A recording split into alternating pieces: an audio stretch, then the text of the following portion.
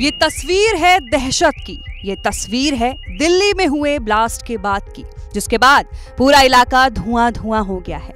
घड़ी पर दोपहर के 12 बजने ही वाले थे, तभी दिल्ली के प्रशांत विहार इलाके में बंसीवाला स्वीट शॉप के पास एक धमाका हुआ और पूरा इलाका धुआं धुआं हो गया।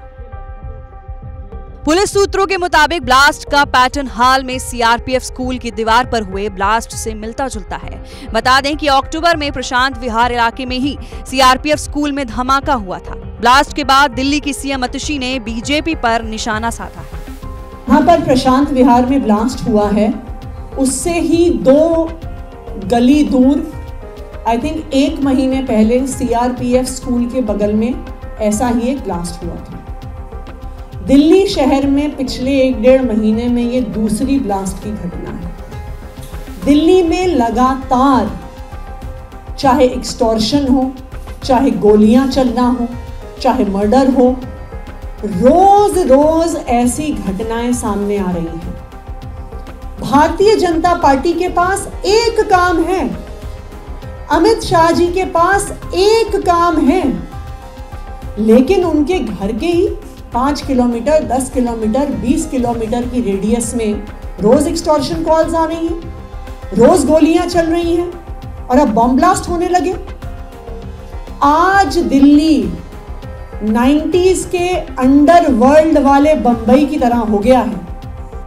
बता दें कि हाल ही में दिल्ली के कई इलाकों में गैंगवार फायरिंग की तमाम घटनाओं ने यहां की कानून व्यवस्था को लेकर सवाल उठने लगे हैं। देश की राजधानी दिल्ली में बढ़ते अपराधों को लेकर आम आदमी पार्टी ने मोर्चा खोल दिया है। बीते कुछ दिनों से पार्टी के संयोजक अरविंद केजरीवाल दिल्ली की कानून व्यवस्था को लेकर हल्ला बोल रहे हैं, खासकर केंद्रीय गृह मंत्री अमित शाह पर, जिनके अंडर दिल्ली की कानून व्यवस्था आती है। मुझे एक जिम्मेदारी दी थी, आपने कहा था केजरीवाल जी आप हमारे स्कूल ठीक करो, मैंने स्कूल ठीक कर दिए। आपने कहा था केजरीवाल जी आप हमारी बिजली ठीक करो, मैंने बिजली ठीक कर दी। आपने कहा था केजरीवाल जी आप हमारे अस्पताल स्वास्थ्य सेवाएं ठीक करो, मैंने वो ठीक कर दी। आपने कहा था केजरीवाल जी आप हमारा पानी ठीक करो, कई पानी में चीज़ें ठीक की, कई चीज़ें चल रही हैं, लेकिन सुधार की ओर स्थिति बढ़ रही है। लेकिन दिल्ली के लोगों की सुरक्षा की जिम्मेदारी आपने केंद्र सरकार को दी थी। अंडरवर्ल्ड का बोलबाला था, उस तरह के गैंग वॉर और शूटआउट्स दिल्ली के अंदर देखने को मिल रहे हैं। आज लोग ये कह रहे हैं कि दिल्ली न केवल असुरक्षित है बल्कि दुनिया की सबसे असुरक्षित राजधानी दिल्ली है। 2022 में 501 मर्डर हुए, जो कि पिछले कुछ सालों में सबसे ज्यादा मर्डर्स हैं। केजरीवाल ने प्रेस कॉन्फ्रेंस कर दिल्ली में बढ़ते क्राइम का डेटा लोगों के सामने रखा। इस दौरान केजरीवाल ने गृह मंत्री निवास के पास हो रहे अपराधों का नक्शा जारी कर सुरक्षा के मुद्दे पर सवाल उठाए।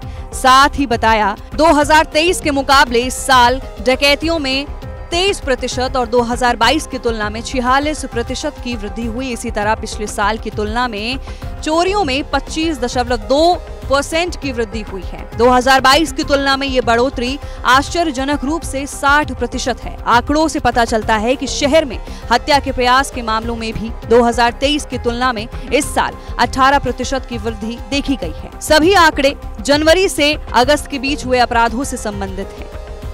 बता दें कि अरविंद केजरीवाल एक दिन पहले नांगलोई इलाके में भी फायरिंग से एक व्यापारी परिवार से मिलने गए थे, लेकिन इस दौरान हंगामा हो गया।